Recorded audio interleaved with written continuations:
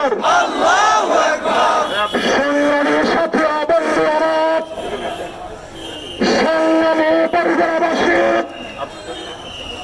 আপনারা নিশ্চয় অবগত আছেন গত 5ই আগস্ট বাংলাদেশ আবার নতুন করে স্বাধীন হয়েছে। বিগত 17 বছরের গত 17 বছরের স্বৈরাচার হাসিনা মেয়েদের কুটিয়ে বাংলাদেশ থেকে পলায়ন করেছে।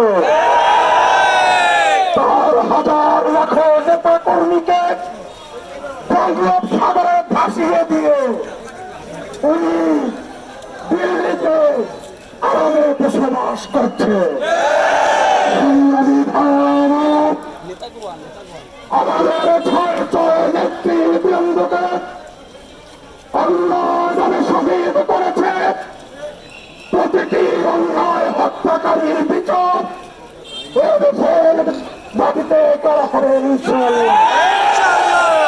আপনারা অবগত আছেন সাবেক আমিরে জামাত অধ্যাপক গোলাম আজমের ছেলে ব্রিগেডিয়ার আজমিকে 10 বছর পরে সাবেক সেনা কর্মকর্তারা বাহিনী হাসিনা আয়নগর থেকে সেদিন তাকে উদ্ধার করেছে।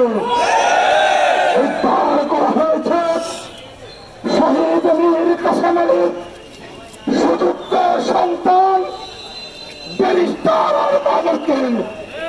সংগ্রামী ভাইয়েরা, বাংলাদেশের হাজার লেখক মায়েদের জান আমাদের কান্না, হাজার হাজার মানুষের কান্না আজকে আল্লাহর দরবারে কবুল হয়েছে। স্বৈরাচার হাসিনা পলায়ন করতে বাধ্য হয়েছে।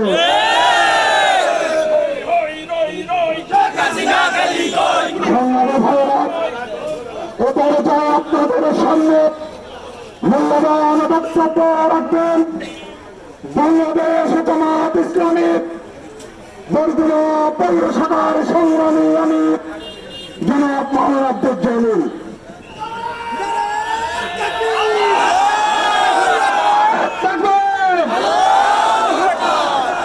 বরগুনাবাসী নিশ্চয় আপনারা অবগত আছেন এই জালিম স্বৈরাচার সরকার গণরসের মধ্য দিয়ে বাংলাদেশ থেকে পালাতে বাধ্য হয়েছে।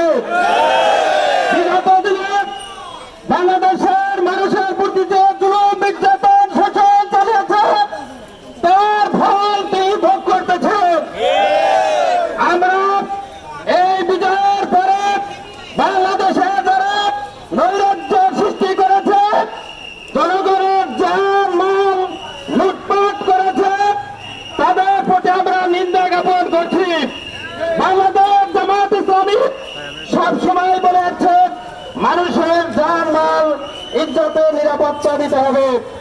আজকে এই সমাবেশ থেকে আমাদের এই বিজয় ছিনিয়ে আনার জন্য যারা শহীদ হয়েছে প্রত্যেক শহীদের আত্মার মাগফিরাত কামনা করছি।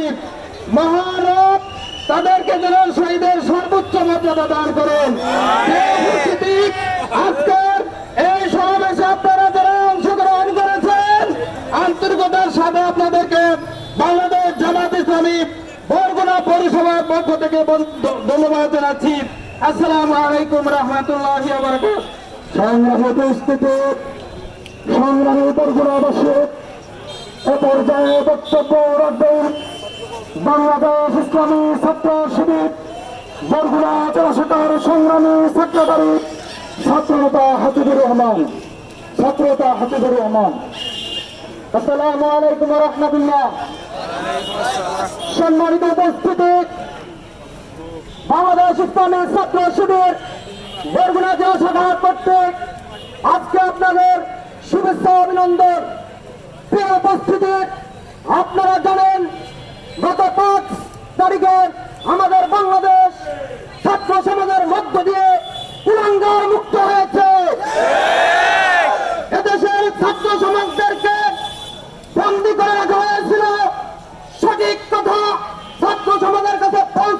আদায় লীগ তারা ইসলামী শক্তিকে নস্যাৎ করে দিতে চেয়েছিল, তারা ভারতের প্রদত্ত তারা ইসলামী শক্তিকে স্তব্ধ করে দিতে চাইছিল। কিন্তু আপনারা দেখেছেন বাংলাদেশের ছাত্র সমাজ তা মেনে নেয়নি। বাংলাদেশের ছাত্র সমাজ আওয়ামী লীগ দুঃশাসনের প্রতিটি দুঃশাসনের জবাব দিয়েছে। প্রিয় উপস্থিতি, আমরা আপনাদেরকে বলতে চাই, বাংলাদেশ জামায়াত ইসলামী ইসলামী ছাত্র শিবিরের কাছে দলের স্বার্থের চেয়ে দেশের স্বার্থ বড়। আমরা সাধারণ ছাত্রদের সাথে যৌক্তিক দাবি আদায়ের জন্য লড়াই করেছি। আমরা কোনো ব্যানার ব্যবহার করি নাই, আমাদের পরিচয়ের প্রয়োজন নেই। আমরা চাই বাংলাদেশকে মুক্ত করতে, বাংলাদেশকে আওয়ামী লীগ দুঃশাসন থেকে মুক্ত করতে। সেটা আমরা সক্ষম হয়েছে ইনশাল্লাহ। এখন আপনাদের সজাগ থাকতে হবে। বাংলাদেশে এখনো ষড়যন্ত্র চলছে, পাড়ায় মহল্লায় আপনারা সজাগ থাকুন। এখন সরকার না থাকার কারণে লুটপাট করা হচ্ছে। আপনারা সবাই পাড়া মহল্লায় সজাগ থাকবেন। ছাত্র শিবির আপনাদের পাশে আছে ইনশাল্লাহ।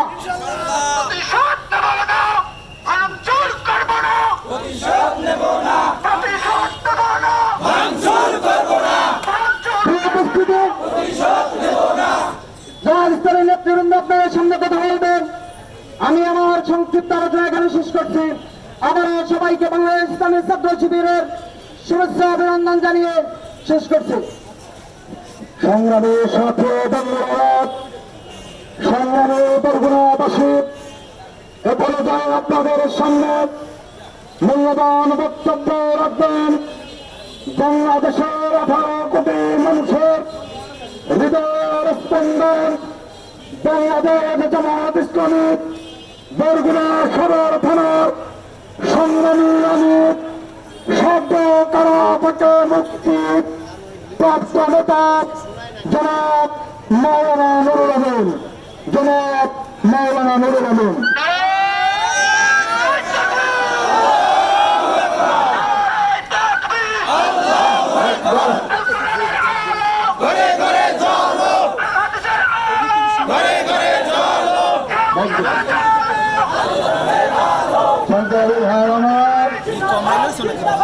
আপনার স্লোগান বলতো কিন্তু রোডটা আমাদের ব্লক হয়ে গেছে, গাড়িগুলি তো